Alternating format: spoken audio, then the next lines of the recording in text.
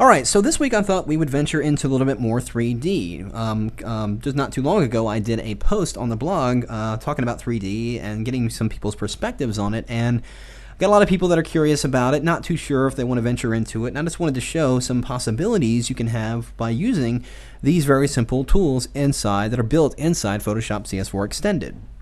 So let's begin by, of course, creating a new document. Here I have a document set up with a black background. I'm going to go ahead and create a new blank layer. And let's go over here in the toolbar and select the brush tool here in the toolbar. I'm going to go into the brush menu here, and you want to open up your assorted brushes. If you go into the flyout menu and choose assorted brushes, you'll get a collection of these various types of brushes you got here. And the one we want is this one right here at the bottom. It's called Texture 4. And it just has this kind of, weird effect going on there. Well, I'm going to increase that brush size a little bit. And let's go in here and change its behaviors inside of the brush options. And you can see what it's looking like right now, and it's not necessarily what I want. We're going to take the spacing here and put it all the way down to 1, so it gives me more of a streak look. Then we're going to go over here in the Shape Dynamics and simply activate the pen pressure. Now, if you're not using a pressure-sensitive tablet, you're still going to want to activate this anyway, because we're going to utilize the pen pressure, but not by using a pen. And it'll make sense in just a moment. Let's take the size jitter and drop it all the way down to 0, and leave all the other settings at 0. So inside Shape Dynamics, you're only going to set the pen pressure for the size. And again, doesn't matter if you have a pressure-sensitive pen or not. So that's all set. If I just do a little test stroke here, you see we're getting a nice cool streak there. Well, now what I want to do is I'm going to take my pen tool and go up here in the top right corner of the document. I'm just going to click once and go down here to the bottom left corner and just put a long diagonal line along the length of my document, or diagonally along the document here. Now let's go to the Paths panel, and there you can see that there's that current working path. I'm going to go into the flyout menu here, and we're going to choose Stroke Path, and you'll get this window here, and we're going to choose the brush that we just used. But we're also going to check on Simulate Pressure. This is why you don't necessarily need the pen, but you do need that feature turned on in order to utilize the Simulate Pressure. And when I click OK, you'll see we get that streak going right across the file right there on that layer. Well, now what I'm going to do is, with that layer selected, we're going to go into the 3D menu and choose New Shape from Layer, and we're going to do a sphere. And what it's going to do is take that streak and wrap it around a three-dimensional sphere. So now we have our streak wrapped around our 3D object. And if I go over here and grab my 3D rotation tool in the toolbar, and I click and rotate around, you can see that it's wrapped around there. But the problem is, I don't want to see the entire sphere. I just want to see that streak. So we're going to have to mask that out in 3D. So over here in the Layers panel, I'm going to go in here and double-click on the Layer 1. And what it's going to do is open up the file that it's basically generating the 3D object from. And there's our streak that we created originally.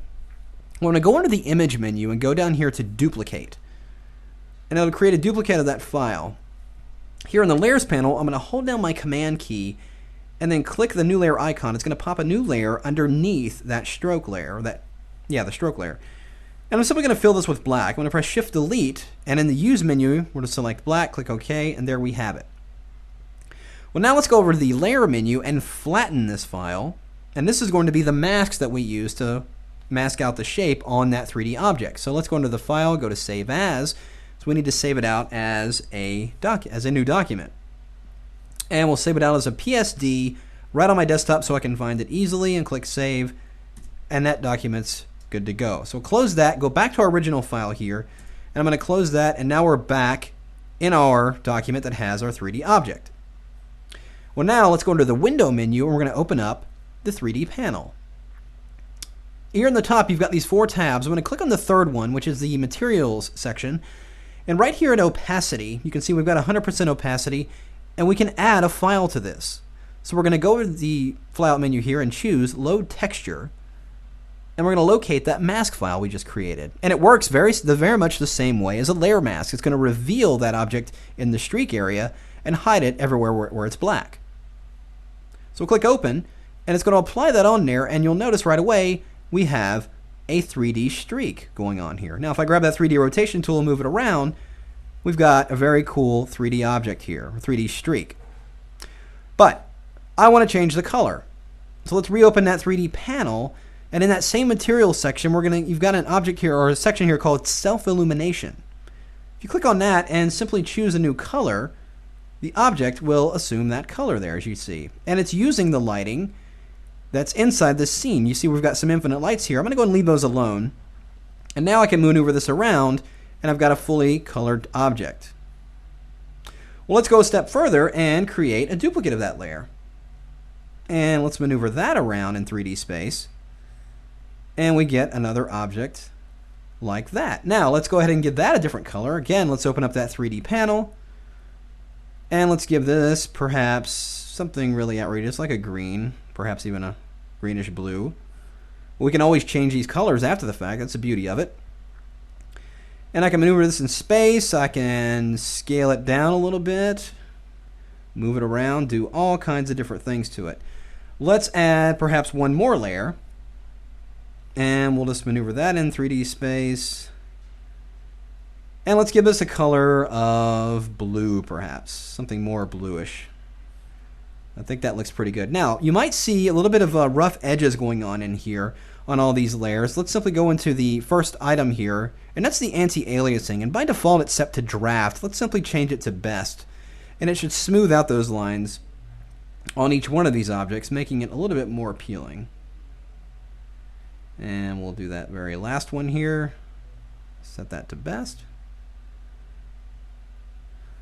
So now we've got those objects in play, and we can maneuver these around in three-dimensional space, scale them. Let's take all of these layers,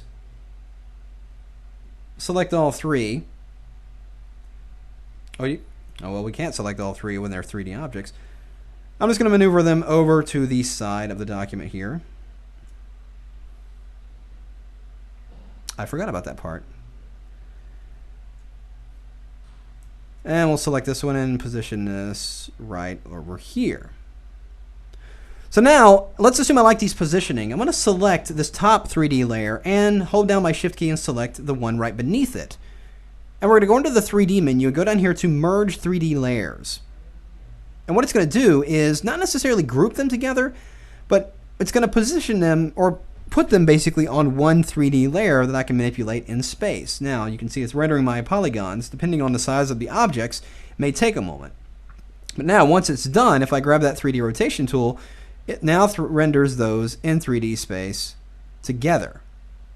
Just like that. So that looks pretty good. All right. So now, we'll zoom out there a little bit, and we've got those elements there. I'm going to add a couple more things here. Let's go into the toolbar, grab my rectangular marquee tool, and I'm going to drag out a rectangular box the length of the document here, and let's of course create a new blank layer, and I'm going to go ahead and fill it with white. Just press Option Delete. And let's take that one 3D layer and drag it above that strip. And let's take that 3D layer and reposition it. So we've got a little bit more three-dimensional things happening here. That look just like that. All right, so now what I want to do is add a quick drop shadow on this. So I add a quick drop shadow on this 3D layer just to give it a little bit more dimension. So we'll activate that. Let's go into the document and just kind of push this down and increase the size so it's blurred up a little bit. And that makes it appear that it's raised off of that object a little bit more. So that's looking pretty good. So let's actually scale this 3D object up a little bit. So over here, I'm going to go right on my axis widget and highlight that square in the middle and just drag upward, and it will scale that 3D object up a little bit more. So we're looking pretty good. I'm going to go ahead and add one more thing. I'm going to go ahead and make another duplicate of this layer. I'm going to press Command J on my keyboard. And let's grab that 3D rotation tool and again, drag this and position it in a different angle. Perhaps like that. And you can use your axis widget to, of course, resize it. By going in here and highlighting over these particular objects, and in fact I'm going to highlight over this one and squeeze that in a little bit. As you can see, it's resizing that object in there. And let's maybe stretch it vertically. We'll hover over this blue shape and just stretch that out vertically. by dragging downward. And now we're looking pretty good with the 3D. So now, we've got all those objects. All I'm going to really do now is just add a quick text. Let's go over here and add dimension. We've got a very cool font here. And let's use that same kind of pinkish color that we've got for the ribbon in the background there. Oh, and you know what? Let's add one more thing right here just to finish this design off. I'm going to select that bottom layer, the background layer, and create a new layer above that one. And let's grab a light blue color here. I'm going to go into my toolbar and grab my gradient tool, and let's grab the radial gradient. I'm just going to drag out a gradient from behind this element.